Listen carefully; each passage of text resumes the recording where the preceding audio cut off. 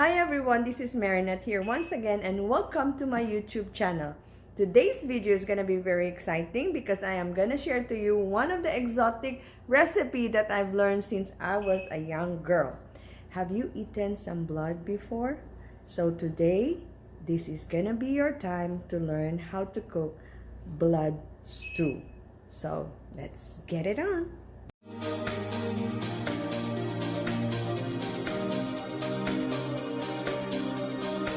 So on today's video, I am going to share to you a recipe called Dinugoan. So that is the name we call it in my native language, and it is blood stew.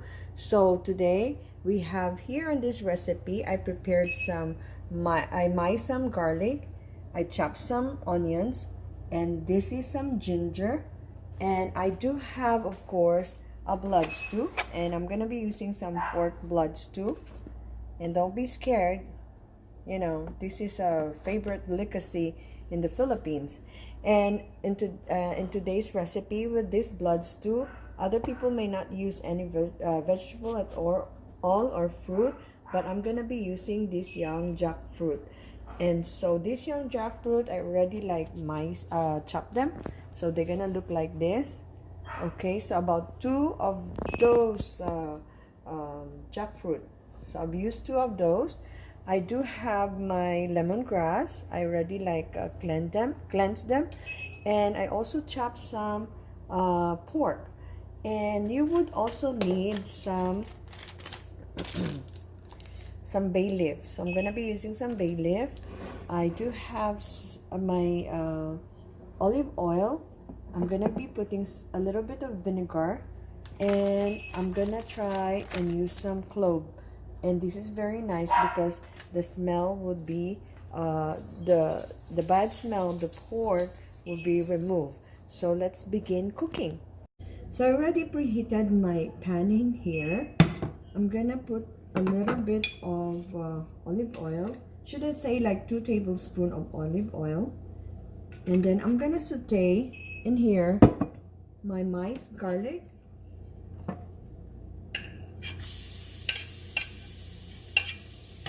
I put at least 4 cloves of garlic, so I minced them, and so I'm gonna saute them.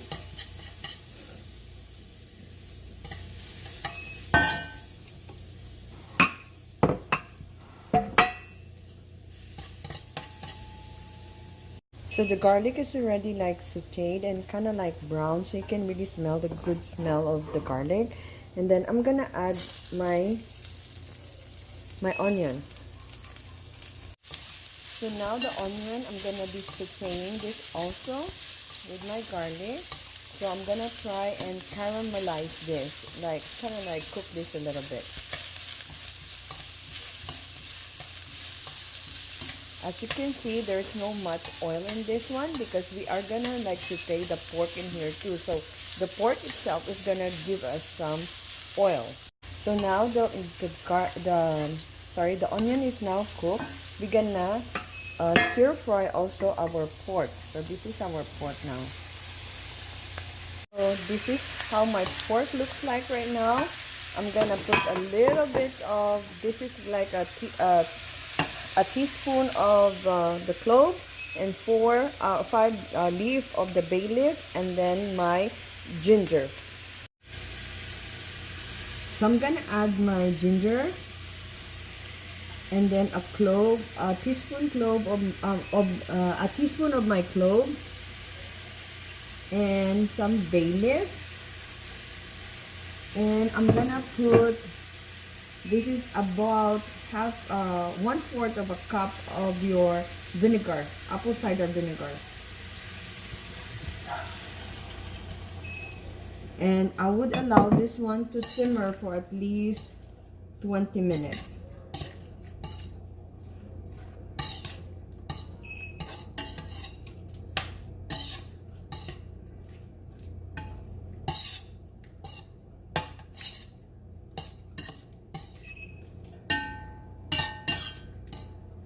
And you can really smell that the vinegar is overpowering, but that really gonna give you like a little taste of a little bit of sourness in your blood stew, but it's a very good combination of taste.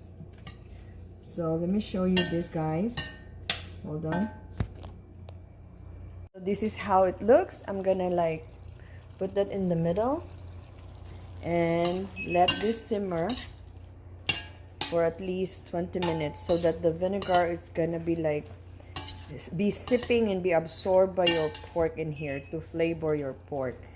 And then the smell is gonna be really good because the ginger, the clove, and the bay leaf really give that good smell and aroma on your meat.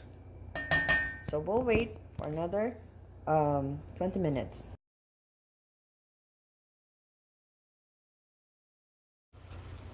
So this is, I already like put in my jackfruit and my lemongrass, and we will simmer this for the next 10 minutes so that the flavor of the vinegar, the pork, and all the condiments is gonna be mixed well because our jackfruit is already cooked.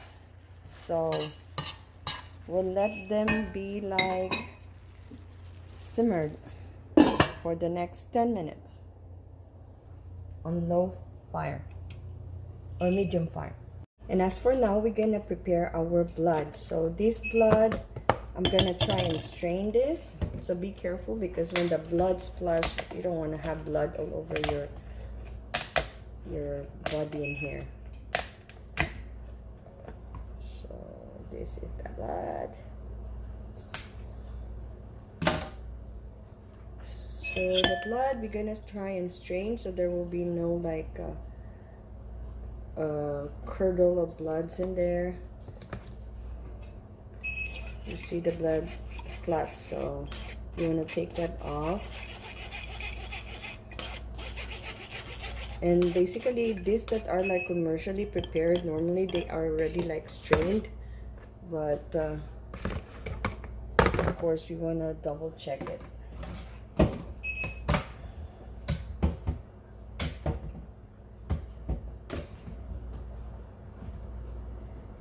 In the Philippines, it's really better because we are butchers, so my mom usually would ask for our butchers to prepare like as soon as they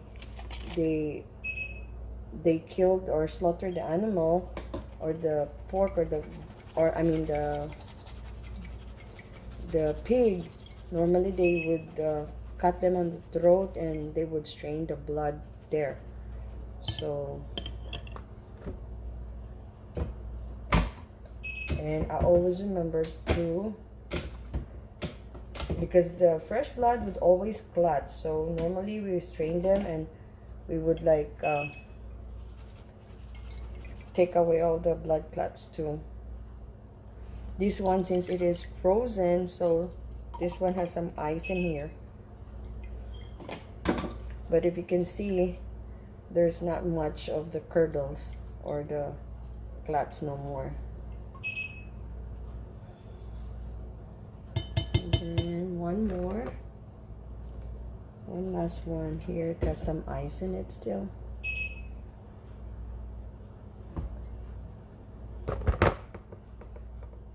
So we have simmered our jackfruit with our pork, and all the ingredients was simmered for almost like 30 minutes already. And so we are getting ready to mix our blood in here. But before that, let's try and put a little bit of sugar, salt, and pepper. I'm gonna be using my mushroom seasoning though. So means let me just start that. This is sugar. I'm gonna put here half a tablespoon of sugar. And I'm going to be using my mushroom seasoning. So I'm going to put 2 tablespoons of mushroom seasoning. And half a tablespoon of black pepper. So I know this blood stew is not for everyone if you're not, you know, it's kind of like yucky for those who haven't like eaten this, but for us who are used to be eating this, this is a delicacy. So I understand, no worry.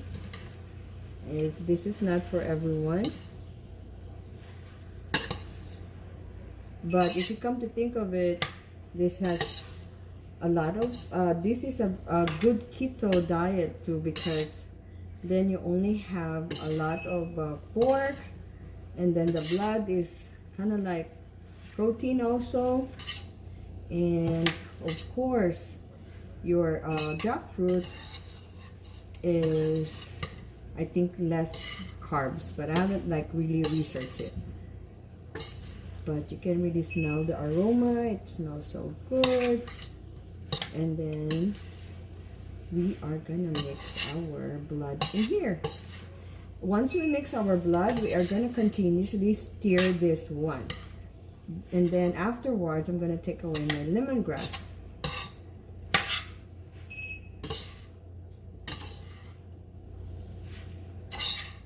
Oh my God. Lemongrass needs to go because it's broken.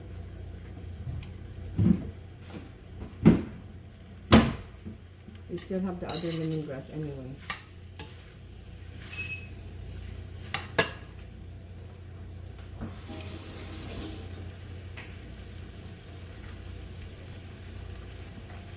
So guys, now are you ready for the blood to be mixed? We are ready in here. This looks already delicious and well cooked.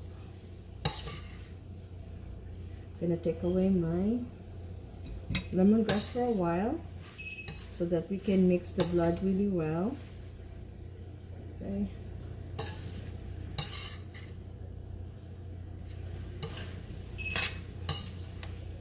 Oops.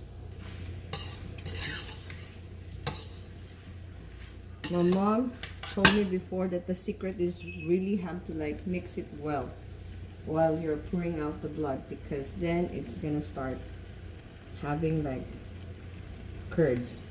So here we go, guys. Let's start mixing my blood in here.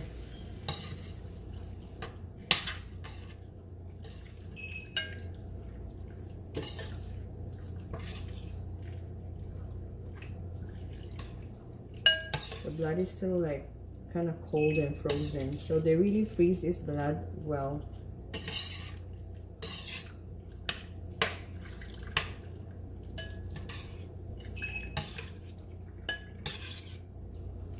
Okay, so the blood is mixed.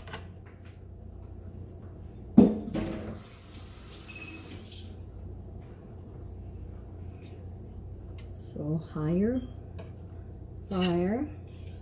And then we're going to be mixing this. So it's going to look like brown. Of course, when the blood is already cooked, it's going to look brown. Let me show you guys. It looks like. I know, it's kind of like yucky for other people there who have not tried and eaten this one. But this is really perfect with rice cake. They call it puto. Or weird, you know, but that's very delicious. And with the rice on the side of it, oh gosh, people love this one in the Philippines. So we will let this boil for at least like in 15 minutes. It's gonna start boiling, so we're gonna just keep on stirring this so the blood is not gonna just be cooked and flat on one side.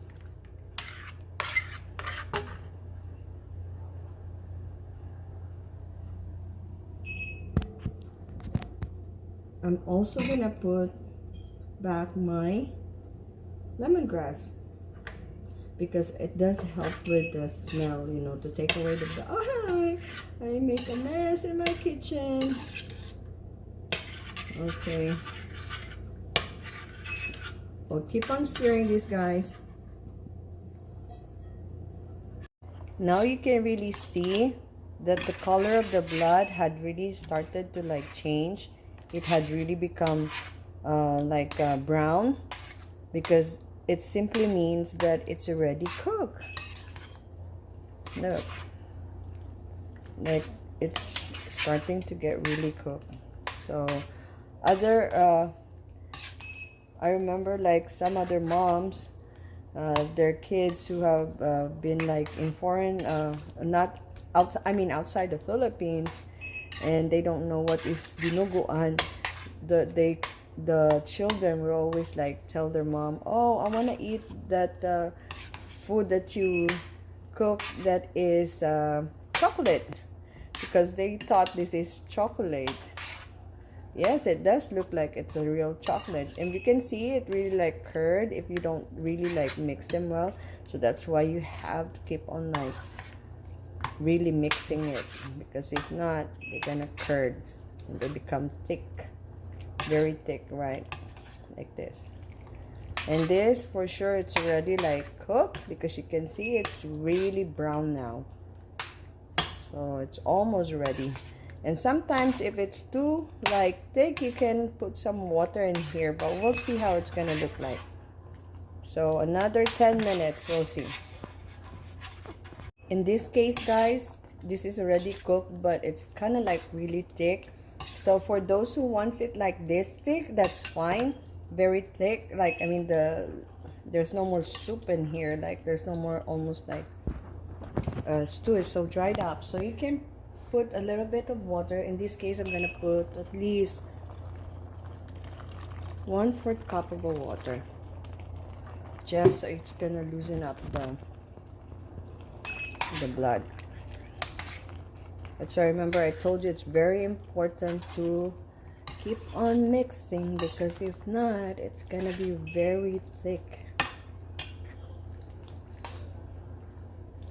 So this is how your dinuguan looks like.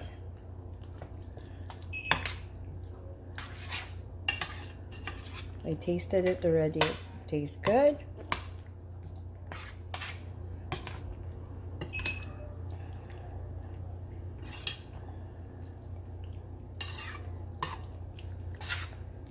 And dinner is almost ready.